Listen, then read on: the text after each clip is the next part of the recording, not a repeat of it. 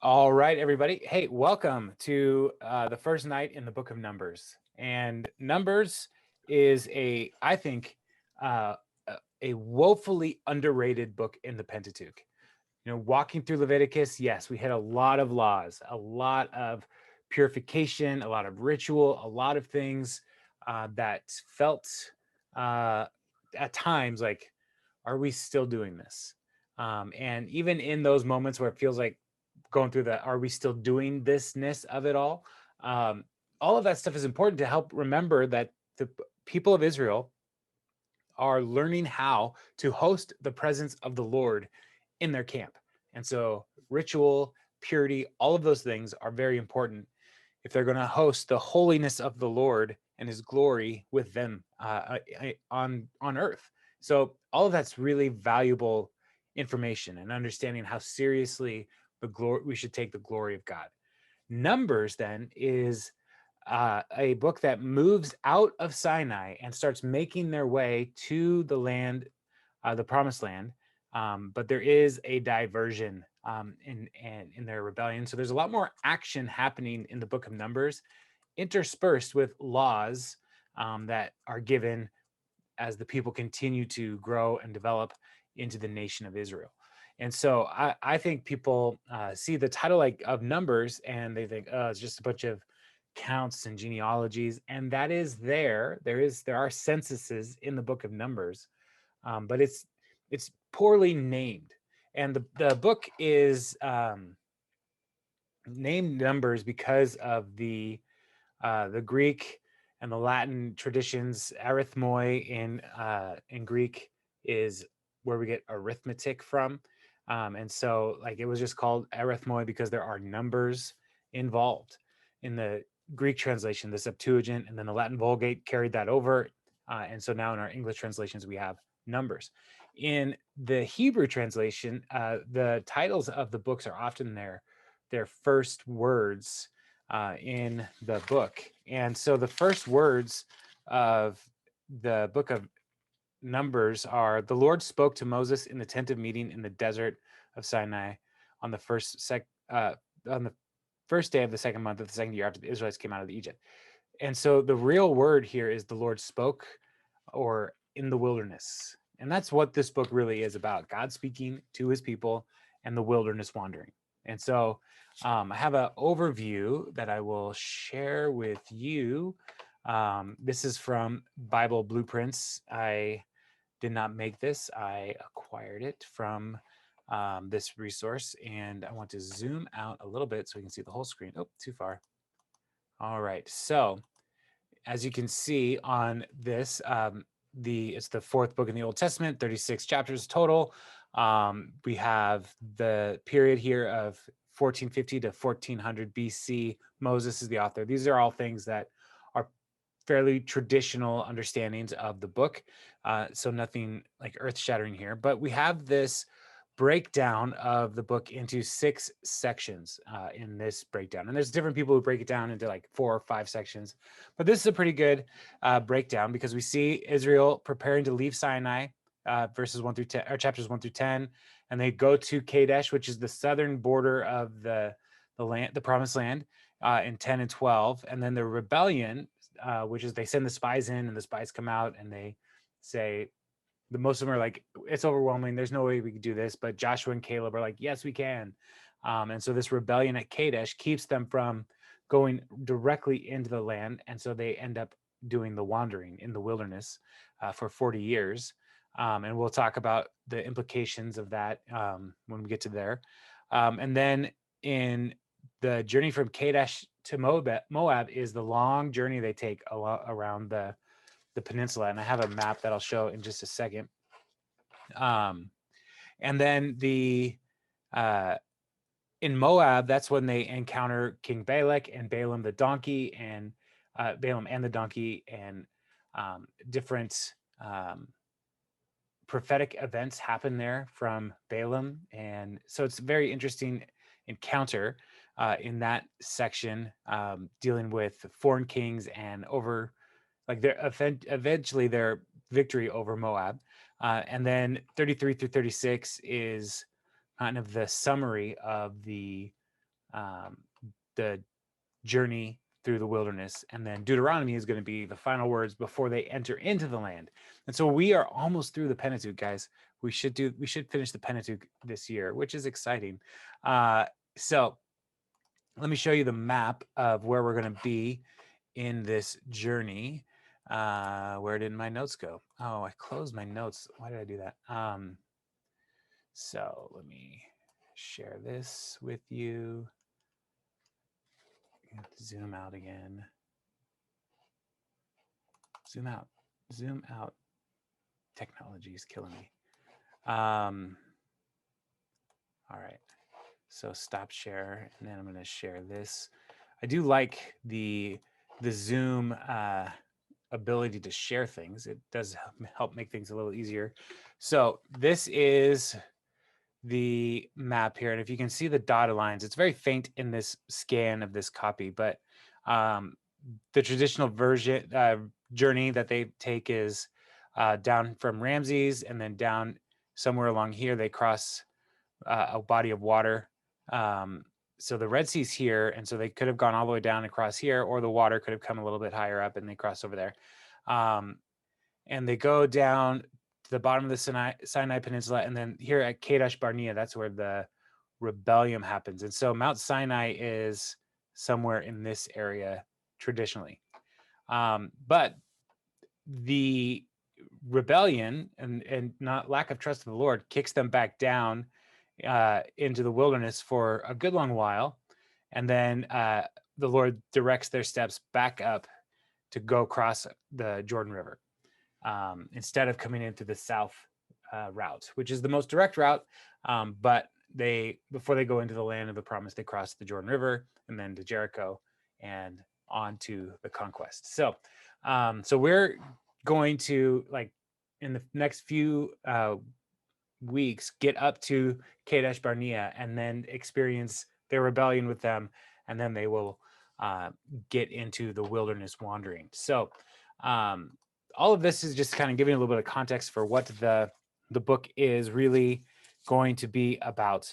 And so while we see these different challenges throughout it all, we're going to see the character of God on display, in that he is pure. He is pure holiness.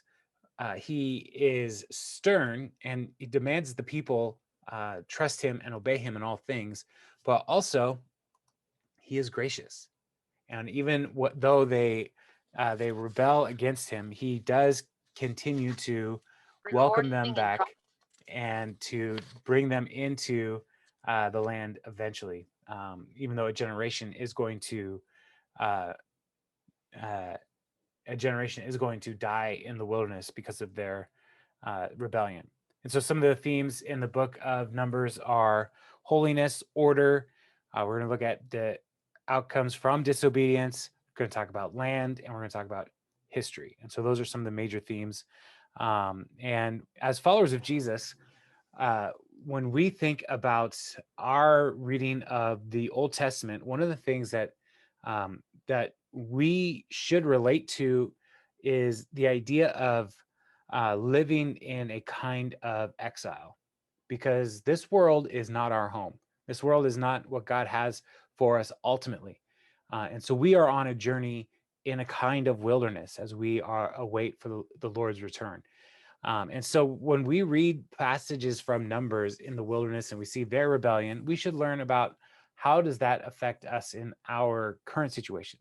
So while we don't doubt the Lord and then have a bunch of serpents come into the camp, like, that's not something we generally worry about, but we do doubt the Lord. And so the cure for the serpents is to look to the bronze snake, and they're healed. And so for us today, it's like, all right, when we have moments of doubt, when we have moments of rebellion, one of the most important things we need to do is look to the Lord, look to Jesus. And so we can see these kinds of applications in our lives today, as we continue to follow after Jesus. And so today I'm going to just kind of jump in, but there are a lot of, like I said, a lot of numbers in the first little bit, and I'm not going to read all of the numbers or all of the the things because it's fairly repetitive in the first couple chapters. And so I'm going to kind of hit some of the important things in these chapters. And so chapter 1 starts with the Lord spoke to Moses in the tent of meeting in the desert of Sinai on the first day of the second month of the second year after the Israelites came out of Egypt. So right there, we now know how long have they been at Sinai? A whole year. And so it took them a year to establish the tent, to build the artifacts for the tabernacle. And then after that second Passover, which is the new year that they're counting by, that second Passover is when they um, are going to prepare for the journey out of Sinai, the region of Sinai. And so, as part of preparing out of the region of Sinai, they need to make sure they know who's all going with them. And so that's why, verse 2, take a census of the whole Israelite community by their clans and families, listing every man by name, one by one. You and Aaron are to count according to their divisions all the men in Israel who are 20 years old or more and able to serve in the army.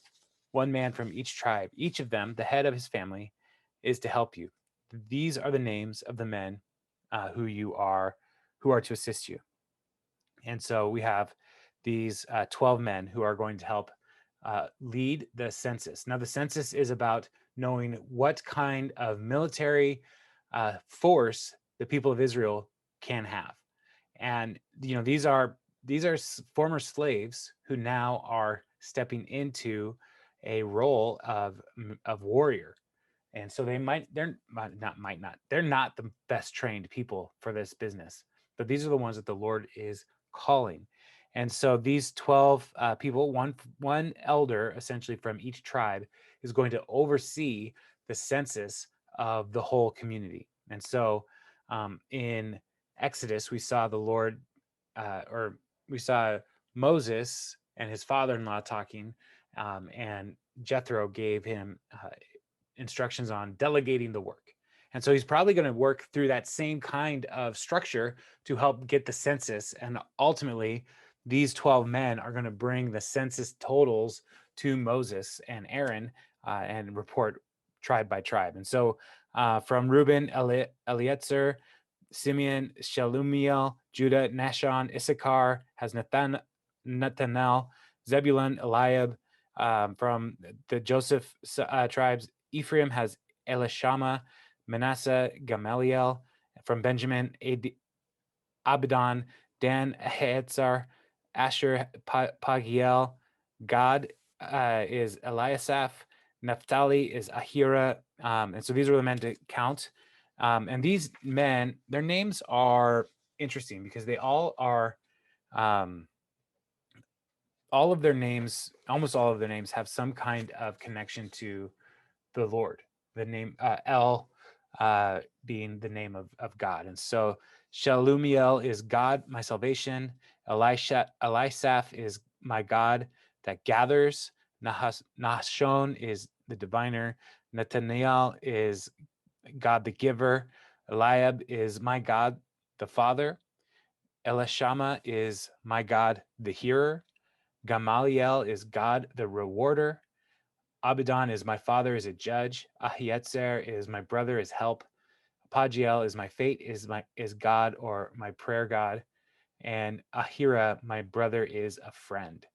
And so these elder names, like we see a interesting thing that's happening in these elder names is that they are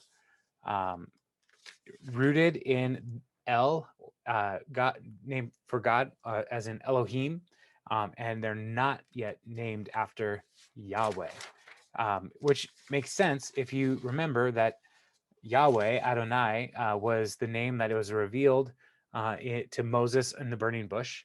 And so the people, like these are the first generation of the people who are going to be who were rescued out of Egypt. And so the name of God is representing the name, just El, God. They did not know God's name, Yahweh, just yet. And so later we will see more and more people add Yah into their, like Jeremiah is like that. Those kinds of things will add into their names the root or the connection to the name of God, Yahweh. So they go into the count, right? And so from 20 verses 20 through um, 46, it's all counting. And so I'm just going to do the tribe and the name, the total, and then we're going to talk about what that total actually comes out to. So Reuben, and they're counting just the men who are 20 years old and older who can be in the military. And so this is not a total count of all the people who are in the nation of Israel. So Reuben has 46,500, Simeon has 59,300, Gad has 45,650, Judah has 74,600, Issachar has 54,400, Zebulun has 57,400, Joseph, his two sons, Ephraim has 40,500, Manasseh has 32,200, Benjamin has 35,400, Dan has 62,700, Asher has 41,500, Naphtali has 53,400. So all the Israelites 20 years old or more who are able to serve in Israel's army were counted according to their families.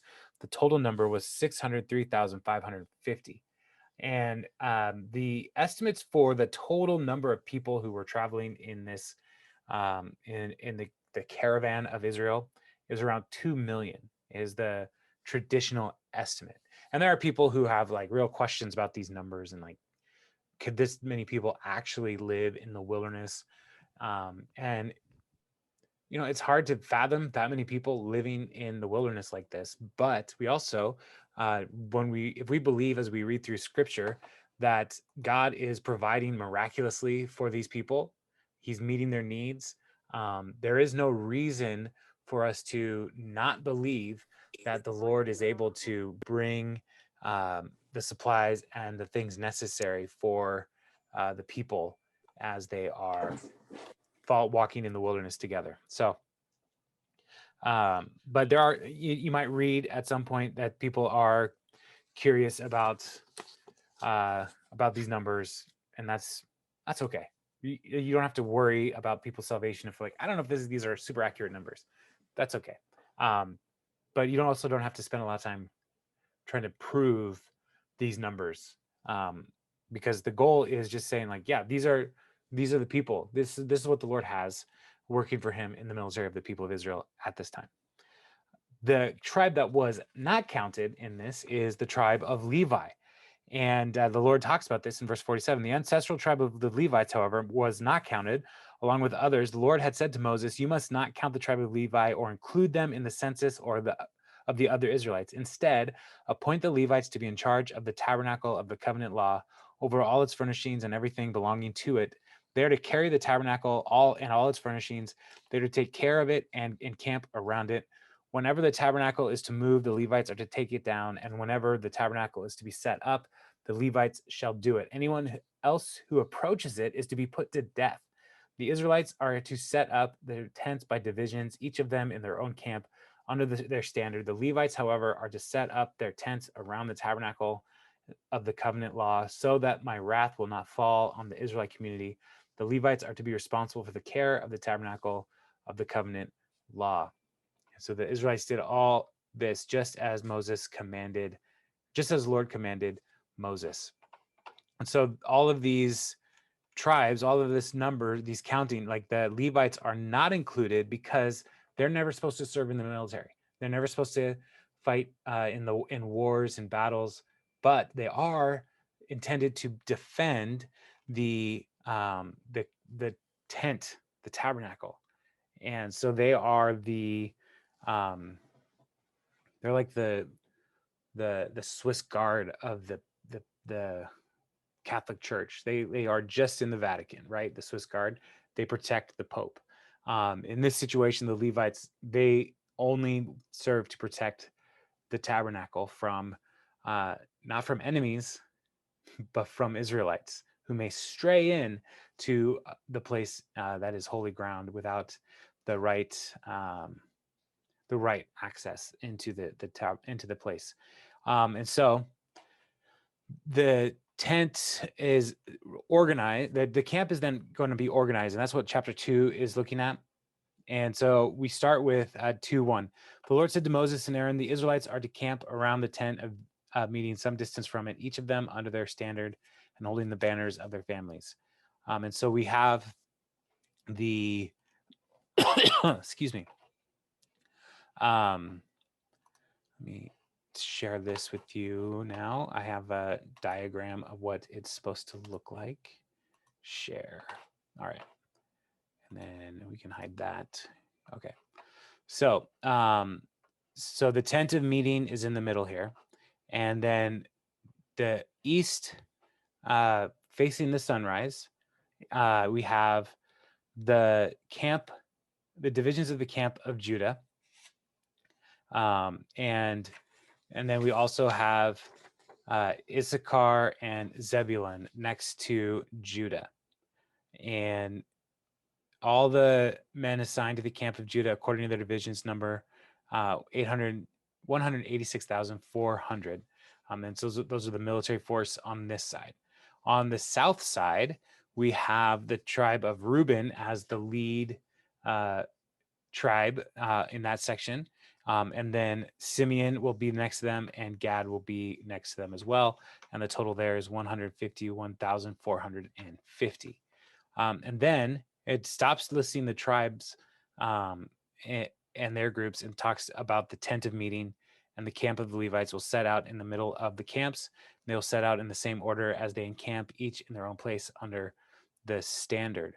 And then it goes to the west side, and this is where we see the tribe of Ephraim as the first lead there, and then Manasseh and Benjamin, and the total there is 108,100. On the north side, we have Asher or Dan as the lead tribe, and then Asher and Naphtali, and the total there is 157,600. And so these are the arrangements of the camp in the tribes. And so each of these is essentially the military defense for the camp. Like, they are going to create a perimeter around the whole camp. And so that's that number that's being counted there. And Judah, Reuben, Ephraim, and Dan are the larger tribes, and so that's why they're in the middle. And then the other two would probably fan out to into the distance away from the camp. So again, the total here is 603,550. So the Israelites did everything the Lord commanded Moses, and in this way they encamped under their standards. And that is the way they set out, each of them with their clan and family. But then what are the Levites doing? Because even the Levites have responsibilities in all of this, and that's what chapter 3 is looking at. This is the account of the family of Aaron and Moses at the time the Lord spoke to Moses at Mount Sinai. The names of the sons of Aaron were Nadab, the firstborn, and Abihu, Eleazar, and Ithamar. Those were the names of Aaron's sons, the anointed priests who were ordained to serve as priests. Nadab and Abihu, however, died before the Lord when they made an offering with unauthorized fire before him in the desert of Sinai. They had no sons, so Eleazar and Ithamar served as priests during the lifetime of their father Aaron. And so this is a little recap of history about Nadab and Abihu, and then explaining why Eleazar and Ithamar are the two that are going to take prominence in leading the tribe of the Levites. And so the Lord said to Moses, bring the tribe of Levi and present them to Aaron, the priest, to assist him. They are to perform duties for him and the whole community at the tent of meeting by doing the work of the tabernacle. They are to take care of all the furnishings in the tent of meeting, fulfilling the obligation of the Israelites by doing the work of the tabernacle. Give the Levites to Aaron and his sons.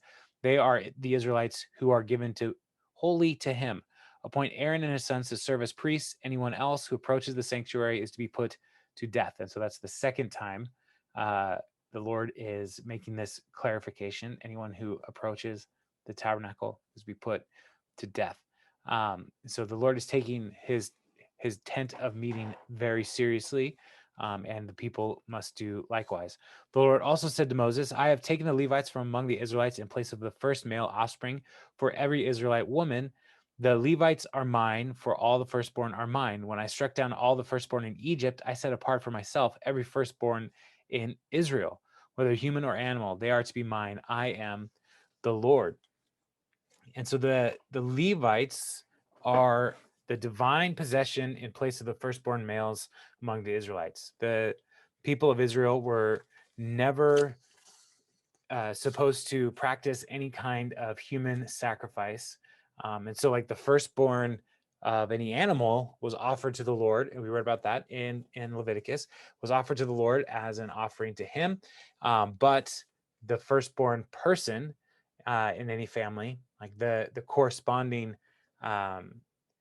offering, is the Levite, who does not lay his life down on an altar, but lays his life down in service at the altar.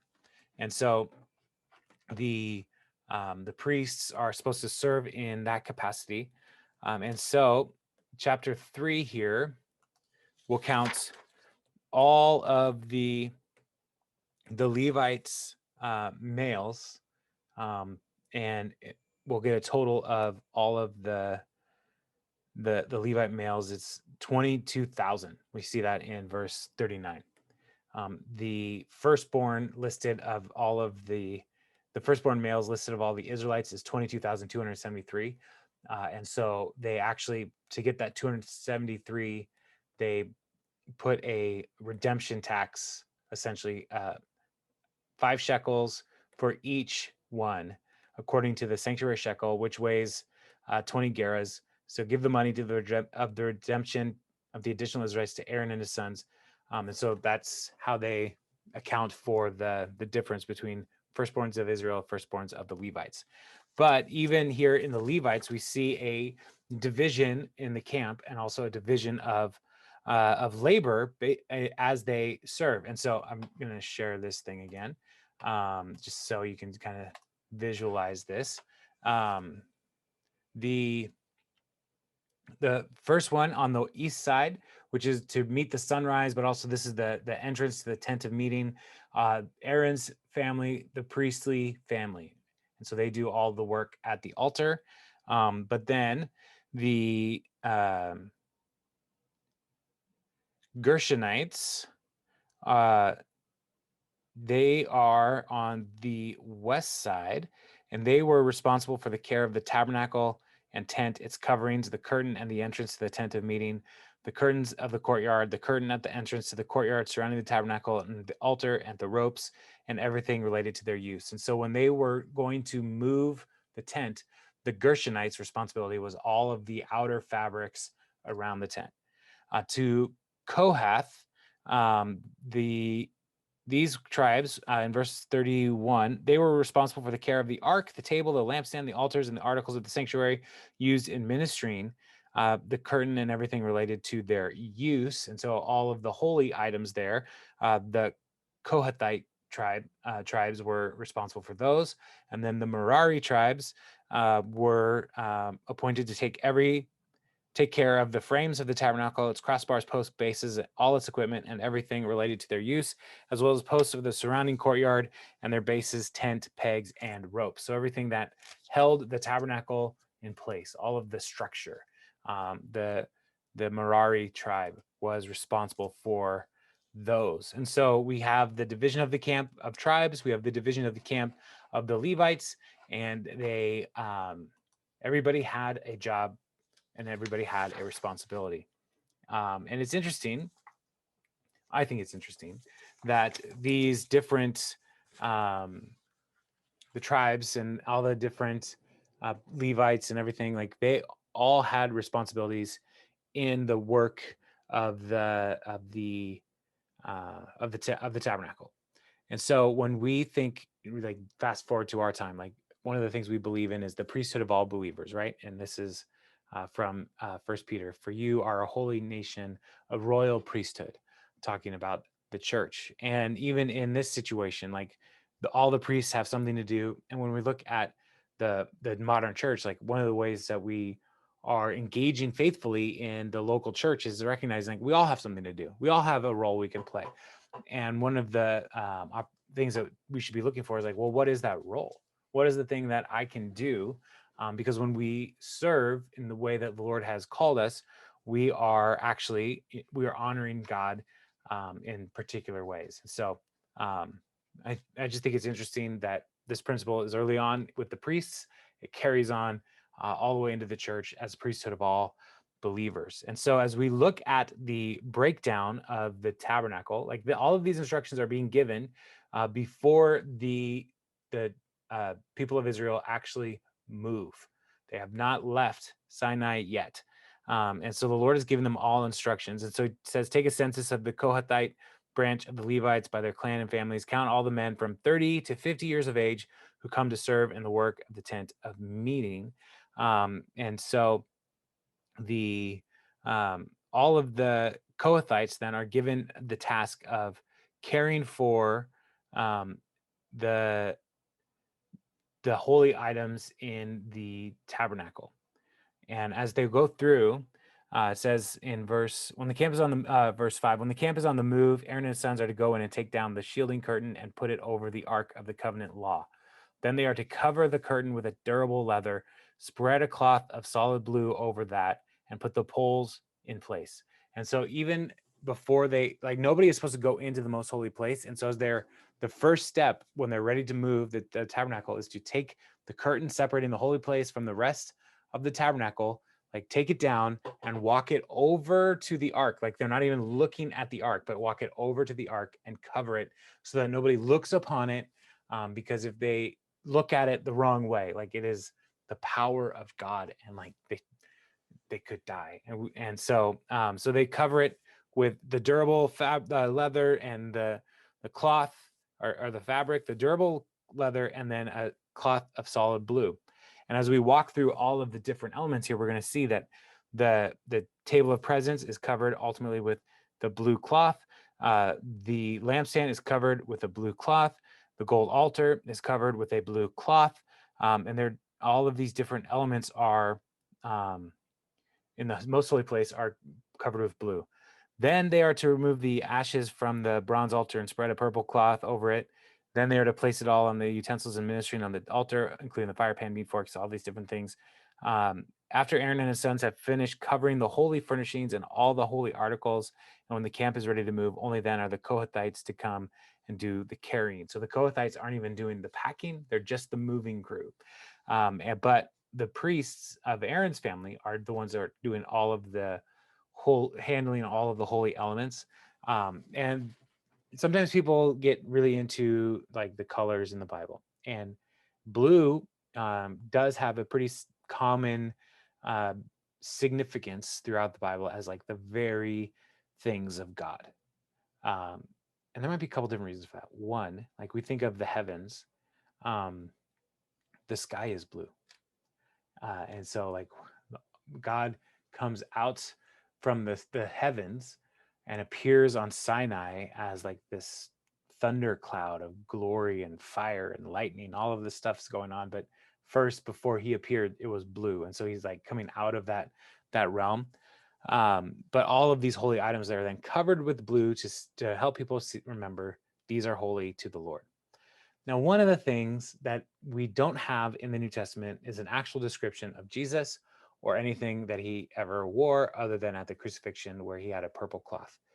But often our depictions of Jesus have him wearing a blue sash. And I just think that's interesting. Like here is the very presence of God, and people have made this tradition of depicting Jesus wearing blue, a blue sash in particular. And so he's covered with a blue fabric. Now, it's not something that I would really ever preach on. I just think when we think about like, if you ever wonder like, why is he wearing this? It's probably, I would think, it's probably because the artist is trying to communicate that Jesus is in his very nature God. He is the presence of the Lord. Um, and so um, so all these different elements are covered in different ways, and then Aaron packs them up, and the Kohathites carry it from place to place. The next tribe is the Gershonites. And so they take a sense of the Gershonite families and clans, count all the men from 30 to 50. And that 30 to 50 that's the range of ages where people would serve serve as priests or Levites and serve in the work of the tent of the meeting. This is the service of the Gershonite clans in carrying their work. They are to carry the curtains of the tabernacle. That is the tent of meeting. It's covering its outer coverings in durable leather, the curtains for the entrance to the tent of meeting, and the curtains of the courtyard surrounding the tabernacle and altar, the curtain of the entrance of the courtyard, the ropes, the equipment. All their service, whether carrying or doing other work, is to be done under the direction of Aaron and his sons. You shall assign them as their responsibility all they are to carry. This is the service of the Gershonite clans, the tent of meeting. Their duties are to be under the directions of Ithamar, son of Aaron, the priest. And so here again, we see you all take all the fabrics and all the coverings, but then you are responsible ultimately to Aaron, but Ithamar is the one that they report to. And then the Merarite clans, they're the ones that are taking all the frames, the crossbars and posts, and they are also then responsible to Ithamar, the priests. And I did not say who. The Kohathites respond to Eleazar, the son of Aaron. I missed that, but the Merarites then are Ithamar. So then they actually do the counting of the clans of the different priests, and counted by clans. It was 2,750 in verse 36. This was the total number of all in the Kohathite clan, was 2,750. The Gershonites were counted by their clans and families, all the men from 30 to 50, and their families were 2,630. And so that's all of the Gershonites who are able to serve in the work of the tabernacle. The Merarites were counted by the clans and families, and they were 3,200. And that's the total of the Merarite clans. So Moses, Aaron, and the leaders of Israel counted all the Levites by their clans and families, all the men from 30 to 50 years of age who came to do the work of serving and carrying the tent of meeting, numbered 8,580. At the Lord's command through Moses, each was assigned his work and told what to carry. Thus they were counted as the Lord commanded Moses. And so this number of people here, Levite made ranged 30 to 50 is 8,500. And in 30, the total number of males over a month old was 22,000. And so that would tell us that 13,420 males younger than 30 and older than 50. And that's looking at the other numbers. This is actually a reasonable distribution for the amount of people in the Levite clans. And so this group supports the larger number of the count for the other tribes. And so, yeah, so when people get hung up on trying to figure out this distribution and all these different things, it's difficult to nail down specific numbers. One of the challenges is just that all of the numbers end in hundreds and fifties. And so it's never like, 10,453. It's always an even number at 50 or 100. And so that's one of the things for the larger tribes that people kind of get hung up on. But there are some good principles as we're walking through these censuses. The first is that every member of the people of God has his part to play. And the second great principle is that clearly enunciated in this chapter is that Israel was a hierarchy, or more precisely, a theocracy. God spoke to Moses and Aaron, and they passed on God's word to the people. The priests, Aaron's sons, obeyed their father. The Levites were subordinate to the priests, while in turn the Levites served as religious policemen, preventing the ordinary Israelite falling into deadly sin. Similarly, the New Testament then also carries over these principles of structure and order in the community of the church. And so while we don't have a bunch of Levites, we do have people working together to ensure that everybody has a part to play. All right, so that's the first census. Now there's another census later in the book of Numbers, chapter 26, that we'll see that these tribes will vary in size. And we're going to see over this journey through Numbers, there are going to be disciplinary actions from the Lord against the tribes for their disobedience. And so there will be people of Israel who are struck down because of their rebellion. And so the tribes change in size and scope over the next 40 years. But right now, they have this first census. They have a strong count, a strong military force. They really just need to learn how to like train them all how to be in the military. But that's another day's problem. Chapter 5 then starts talking, giving some more laws about purity in the camp, and establishing justice, and then how to test for infidelity if a wife is suspected of infidelity.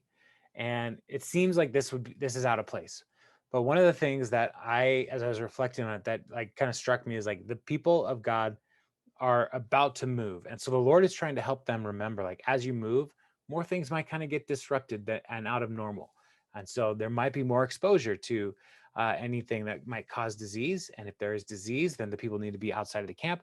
There might be more exposure to people from other groups. And that could, if that led to infidelity and the husband was jealous or suspicious, what do you do with that? And so those are like, I think why these laws are here is to like say like, all right, you're going to get moving, you're going to get disrupted, and there are things that we need to make right along the way. So verse 5:1, the Lord said to Moses, command the Israelites to send away from the camp anyone who has a defiling skin disease or discharge of any kind, or who is ceremonially unclean because of a dead body. Send away male and female alike. Send them outside the camp so they will not defile their camp where I dwell among them. The Israelites did so. They sent them outside the camp. They did just as the Lord had instructed Moses. And so we spent plenty of time talking about defiling skin diseases, discharges, ditching dead bodies. So we're not going to revisit all of that. But the principle here is like just set up an establishment outside of the traditional camp, let them be outside. But the goal is not to like send them away forever, but to bring them back in after their period of uncleanness, so that they can be restored into the community. The next part is like about like lawsuits essentially.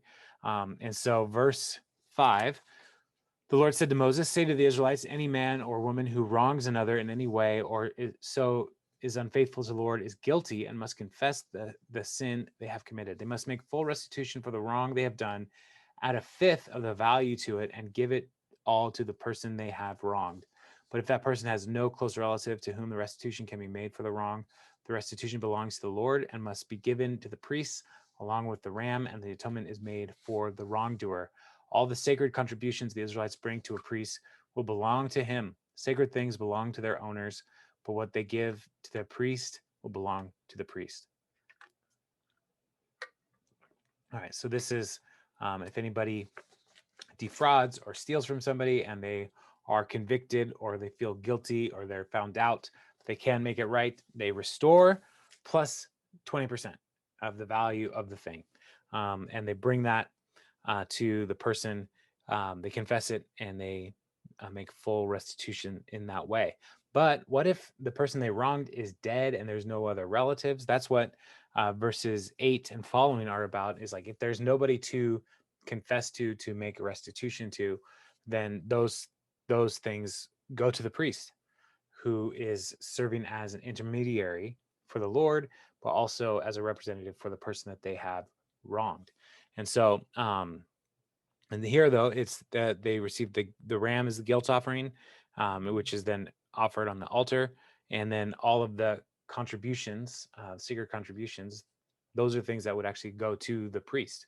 And so if like they stole money and they felt bad and they wanted to make restitution, they bring a ram because the person is dead, and then they give $100, and and then plus 20, so $120.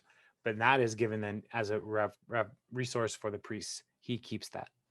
And so the practical importance of this law is that Israel is to constantly working towards restoration and restitution. In the Gospels, Jesus tells people, like, if you are going to court, make it right before you get to the judge. So even Jesus is like keeping it in this kind of similar trajectory. Like, do whatever you can to keep short accounts, to pay off debts, to restore relationship. Don't keep things out in the open, are out unresolved too long, but to always be working towards resolution, especially because defrauding a person from Israel is a kind of unfaithfulness to the Lord, because they are the represented, they are made in the image of God. The people of Israel are God's chosen ones, and so defrauding somebody in Israel is defrauding the Lord. And so this is an important principle to carry on, to make sure that we are making short work of our outstanding debts, or obligations. Then the last one, verse 11. Then the Lord said to Moses, speak to the Israelites and say to them, if a man's wife goes astray and is unfaithful to him, so that another man has sexual relations with her, and this is hidden from her husband, and her impurity is undetected, since there is no witness against her, and she has not been caught in the act. So if a man suspects his wife of infidelity, can't prove it, but he suspects it. Verse 14, and if feelings of jealousy come over her husband, and he suspects his wife, and she is impure, or if he is jealous and suspects her even though she is not impure, then he is to take his wife to the priest. He must also take an offering of a tenth of ephah of barley flour on her behalf. He must not pour olive oil on it or put incense on it, because it is a grain offering for jealousy, a reminder offering to draw attention to wrongdoing. And so the husband is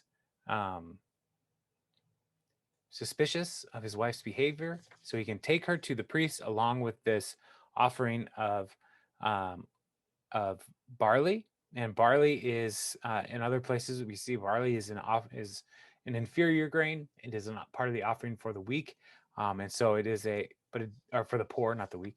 And so it is part of a insurance that he is actually sacrificing something to bring an accusation against his wife.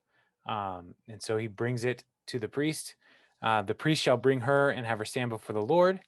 Then he shall take some holy water, which is probably from the basin where they draw water out to cleanse things, that water, in a clay jar, and put some dust from the tabernacle floor into the water. So not the most holy place, but in the holy place, maybe scoop out some of some dust and put it in the water. So this is now holy water. After the priest has had the woman stand before the Lord, he shall loosen her hair and place in her hands the reminder offering, the grain offering for jealousy, while he himself holds the bitter water that brings a curse. The loosening her hair is one of the signs of impurity, that like a leper would do, or somebody who's mourning. And so it's a sign to say, like, there's something not right here. Um, and so she's holding the grain offering, and the priest brings the water. Then the priest shall put the woman under oath and say to her, if no other man has had sexual relations with you, and you have not gone astray and become impure while married to your husband, may this bitter water that brings a curse not harm you. But if you have gone astray while married to your husband, and you have made yourself impure by having sexual relations with a man other than your husband, here the priest is to put the woman under this curse. May the Lord cause you to become a curse among your people when he makes your womb miscarry and your abdomen swell. May this water that brings a curse enter your body, so that your abdomen swells or your womb miscarries. Then the woman is to say, Amen, so be it.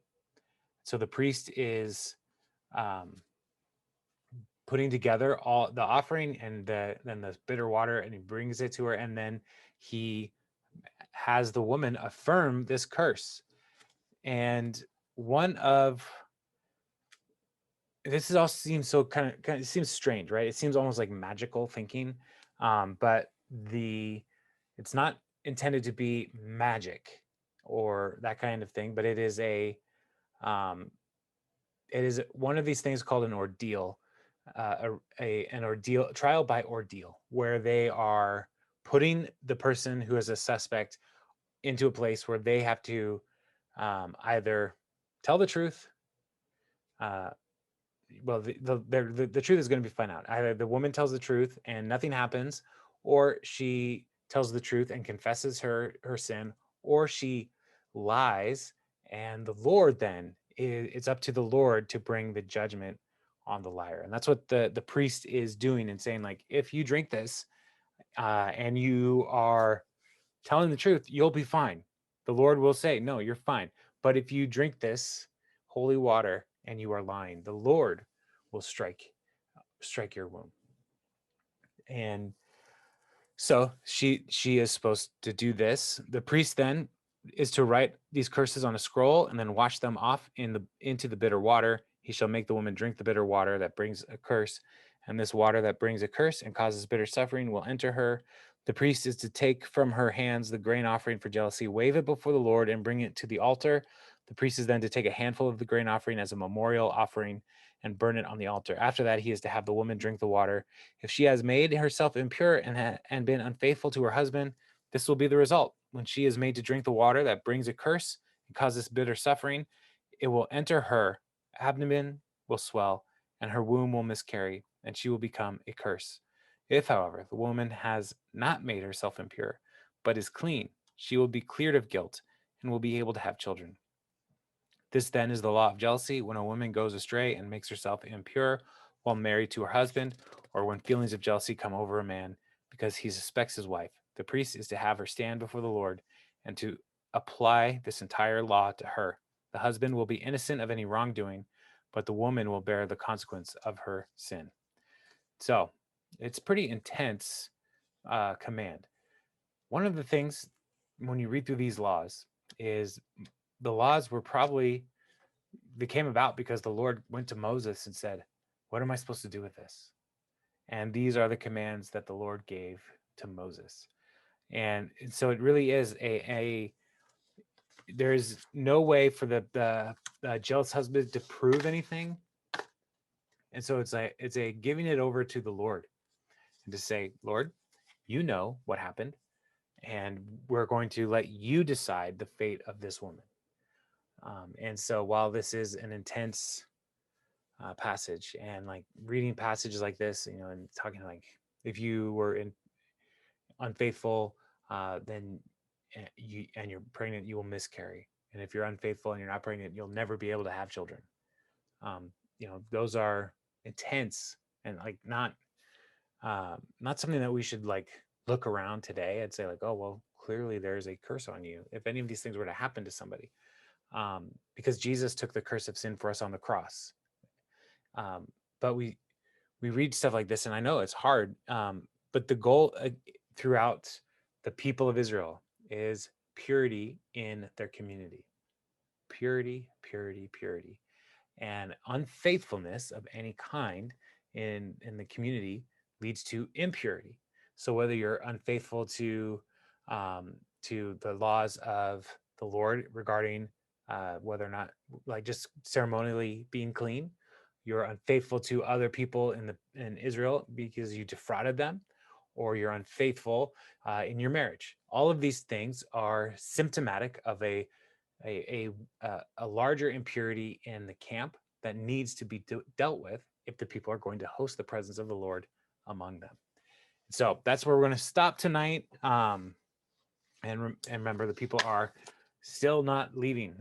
They're still at Sinai, but they're getting the marching orders to prepare to leave Sinai and head to the land that God had promised to give to their ancestors. So if there are any thoughts or questions, I know we didn't read all of the numbers, but you can do that if you like on your own.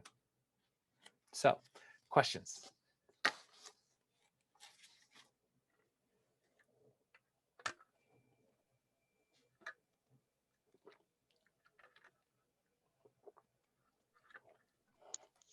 I have a question.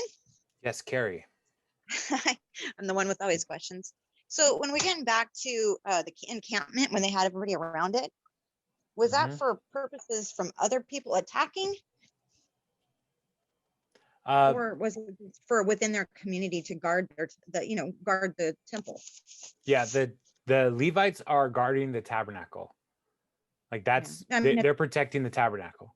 And then all the other tribes are protecting the whole camp. Like they're all the perimeter, defensive perimeter. And so yeah, so they're not like if you think like the other tribes, they're not supposed to touch anything around that tabernacle.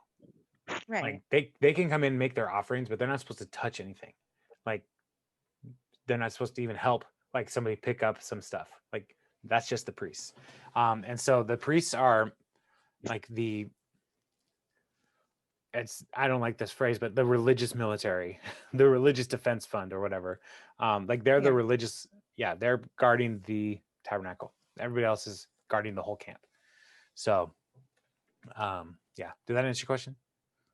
Yeah. I was just at first I was like, why do they need? I mean, God has all the thing. If he needed that thing, protected completely, he could strike anybody dead. Why does he need them? Yeah. Well, that is true. God can do that, but he also chooses to work through people.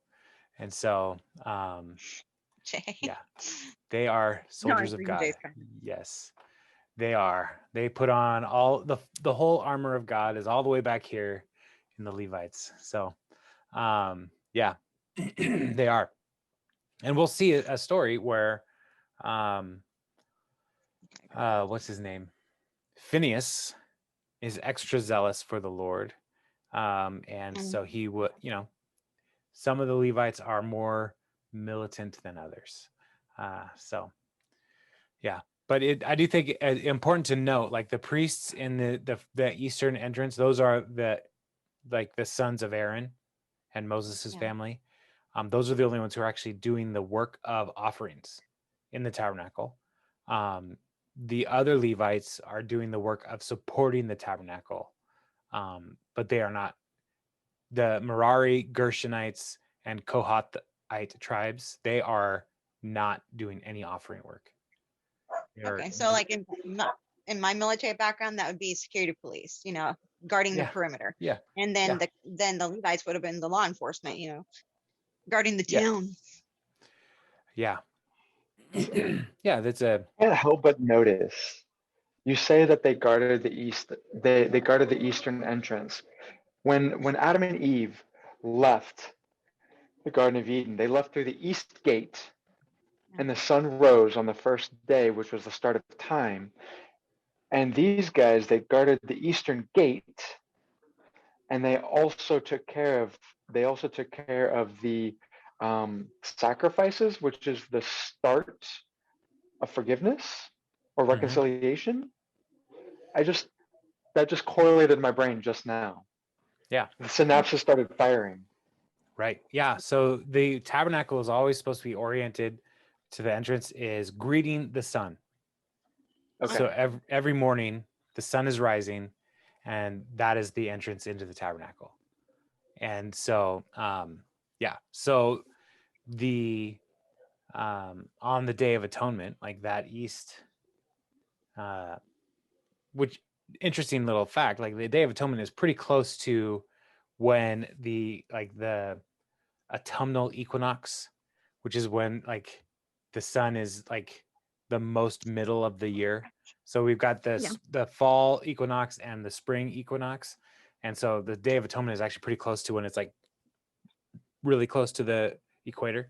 Um, And so, like on that Day of Atonement, that one day that the Holy of Holies is opened for the priest Aaron to go in, like that is the day like the sunlight can go from the entrance to the tabernacle all the way into the most holy place.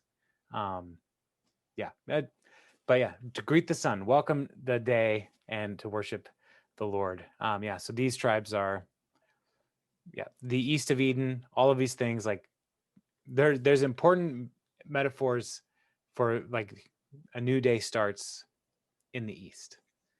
But yeah, there's a lot going on with the east because also God's judgment comes from the east, from the north and the east, Yeah. with the Babylonians and Assyrians later. But we're And the not there yet. passage that and the passage that also says as far as the east is from the west. I Yeah. mean, everything seems to start from the east, come in the west. It's weird. Well, even the orientation of maps in ancient Israel, like we orient it in our culture, like north and south. The ancient maps were oriented east to west.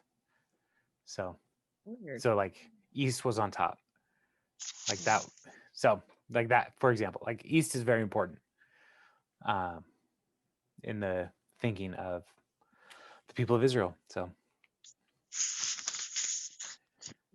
any other thoughts or questions? There was a lot of stuff in here. There's a lot of numbers, but yeah, So I'm excited.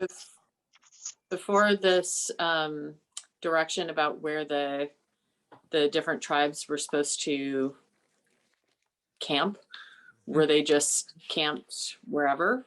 I mean, 2 million people is a huge, Yeah. almost like a city. So Yeah. like the logistics of getting from one side of the city to the temple even is like, that sounds like it would be a full day's walk if you live on the outer edges. Yeah. It doesn't say anywhere like everybody was just kind of hodgepodge camping wherever they want, like a Dave Matthews Band concert.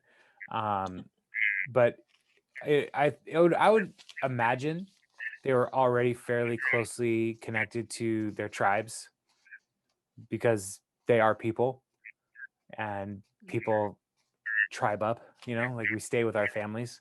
So I think this is just the Lord like codifying it and saying, this is what you do. So yeah, but remember they just built the tent of meeting. Like they would have just finished it like days before this because it took time to build. And so now the Lord is at the very center of the community, and which is God's desire for his people is to like keep him central always. And so now that the tent is all ready and it's established, it's dedicated, it's good to go, like this is how you're supposed to orient your lives around it. So yeah, so it's just putting it into codification. Can I ask one more question? Yes, absolutely. Okay, so when they're doing the census and they're trying to get a grouping of people, men military age, kind of like a draft, Hmm. they don't really have any military experience so far. They've been wandering in the wilderness. Where would they have even gotten the ideology? Oh, we need a military. Well, they've seen a military, so Oh, they they Egyptian army or they something? Oh, the well, yeah, the Egyptians, Egyptian. yeah. So they have seen warfare. They have seen, but like, yeah, these people have not been trained in the military in any way. And so, Yeah. but there could be something happening. We don't get all the details, so they could have had some kind of like training of some sort in the last year while they're at Sinai. Like there could have been some Yeah. guys who are like, hey, we need to teach some of you guys how to use arrows or slings or spears. So, Sure. or if they started hunting, like this is one of the things where it's like, this hunting, there's a skill set here that can translate over into defending your home. So yeah, so Yeah. there could be something, but they will become they'll have plenty of time to learn how to be a military over the next 40 years in the wilderness. So It's strange. It's like a census for military, but they haven't had to do anything militarily. So where'd they come up with that idea? That's wild. yeah, well, yeah, they're becoming a nation. So Mm-hmm. a nation has a lot of growing pains early on, but a lot of learning. So even in Yeah. studying like U.S. history, like the 13, like you learn about American history in middle school and stuff, and it all feels like this happened, this happened, this happened, this happened. It was easy. Like it wasn't. It was a huge mess for a long time, and it's still a huge mess as these 50 states are trying to figure out how do we like be a country, right? Who's responsible for what? And like this is part of the challenge of nationing is like learning how to do all these things together. And so like the Bible gives us like in a lot of places gives us this big overview of the nation of Israel. It doesn't give us all the information that we would want as like just students of history. Like I would love to have more information on the Kohathite tribe. Like who are these people, and like how did they Yeah. feel about like, yeah, you guys are going to be carrying all the fabrics, or I can't. No, they're carrying the stuff, the Gershonites are fabrics. Mararia is carrying the posts. Like how do you guys feel about that? Like that's what we do. Or we're like, no, we want the posts. I don't know. So You wonder if anybody in there actually got annoyed and said, I don't like my job. I want their job. yeah. Yeah. But one of the interesting things about the ancient world is nobody applied for a job. It's like, you do what your dad did. Mm. It's like the idea of applying for a job is a new idea, is a new world. So Imagine what their idea with Indeed.com back in those days. yeah. It's like, what's your dad's name? You're going to do that. So congratulations. We found you a job. Go hang out with your dad. Yeah. All right. Any other questions, thoughts? Next week, we're going to, oh, what? I said, I'll zip it. I'll be quiet. Somebody else talk.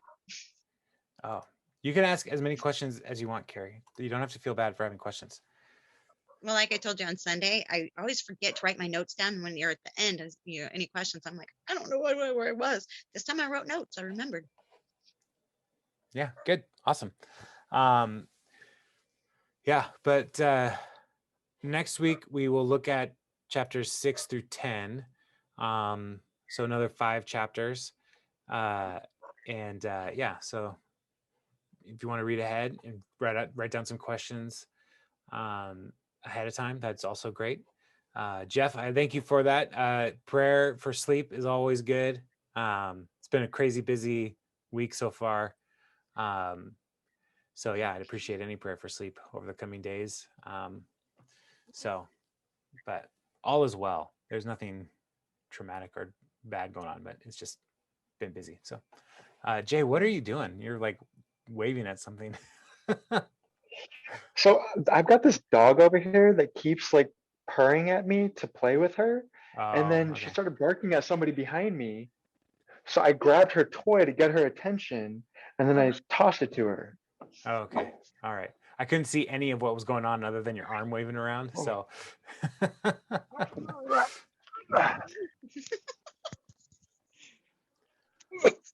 This is Oh. Barkley. Doggy, Barkley. Look Wonderful. at that face. Oh, Oh, it's cute. Fun. it's so cute. All right. Well, let's go ahead and wrap it here. Barkley is a good end to the evening. So it's good to see you all. And yeah, so next week, 6 through 10. If I see you on Sunday, awesome. Have a great week regardless. But yeah, be blessed, and let's continue on our journey into the wilderness. Amen. Bye, guys. Thank See you guys later. Bye, everyone. Guys.